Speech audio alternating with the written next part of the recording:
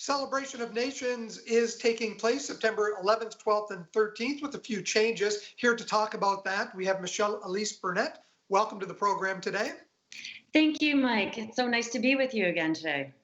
So, Celebration of Nations, it's a celebration of all Indigenous arts and culture. Normally, this takes place at the Performing Arts Center in St. Catharines, downtown. What changes are coming up this September? So this year, we're going to be doing a combination of pre-produced programming as well as live streaming. And we'll also be doing some live performances. The Performing Arts Center recently announced that they will be running some outdoor events behind the building in what they call the Man Raceway. Will Celebration of Nations be utilizing that space? Yes, we will definitely be using that space. Even before this latest announcement, we knew that we would be holding the Sacred Fire in the backyard as we do every year. Can you give us a hint as to some of the performers you have lined up for the program? It's a 3-day program, so it is very heavily involved. That's a very good question. I don't know if I can tell you that right now, but I can tell you that we will be opening up with our Outstanding Achievement Awards. It's going to be kind of like a gala. We're going to get dressed up in our tuxedos Saturday, and we're going to shops, and workshops will be also available online where you can sort of sign up for a workshop, and we can send out whatever material it is, and it will be at a set time. How are you organizing all of the online material, and what kind of software are you using to deliver some of that? Right now, a lot of it will be on Zoom, so we're taping that way, and we're asking people right now to produce, and we're giving them, whatever they have handy. So it depends. So a lot of our performers actually have really great software to use, and have friends that can go and pre-produce for them. However, others may be just using their cell phone. So it's going to be kind of like a combination of all of that, and we'll soon find out.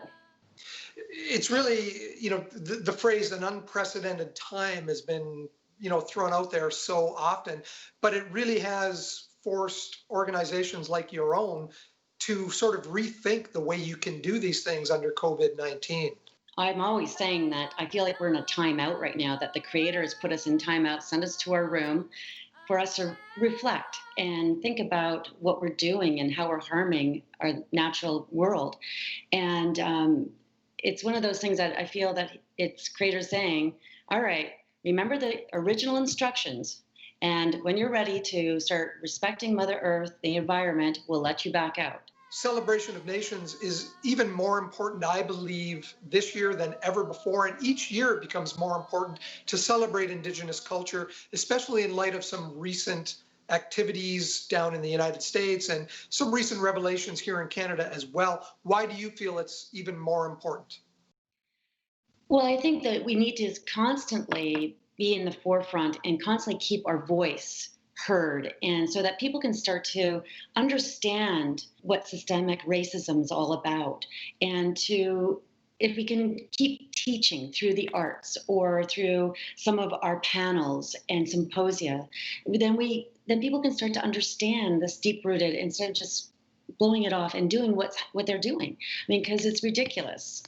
It has to stop. It just can't continue. Both you and your mother were recognized recently by the Welland Museum as notable people in the Niagara region. And I can say that both of you deserve that. But how do you feel, first of all, being recognized yourself as a notable person in Niagara, but also to share that designation with your mother? When my mother, I think she was day 16, and that was brought to my attention, it brought back so many emotional moments, and I had tears of joy because my mother really did so much for her community, but for the broadcasting community, for people at large. She had a big heart. She wanted to really help and make a better world for everyone who, lived, and open the doors. Then at that point, I realized that my mother was the youngest person on that list. People date back to the 1800s, and I was kind of chuckling about that. And then the next day, it was such a shock when someone sent it to me as well, that I was then chosen as. I was so humbled and so honored. To me, it was quite a surprise. Congratulations once again on following in your mother's footsteps, Michele-Elise, well deserved. Thanks for joining us today. Celebration of Nations. You can find out information about that September 11th through 13th schedule on the First Ontario Performing Arts Centre's website.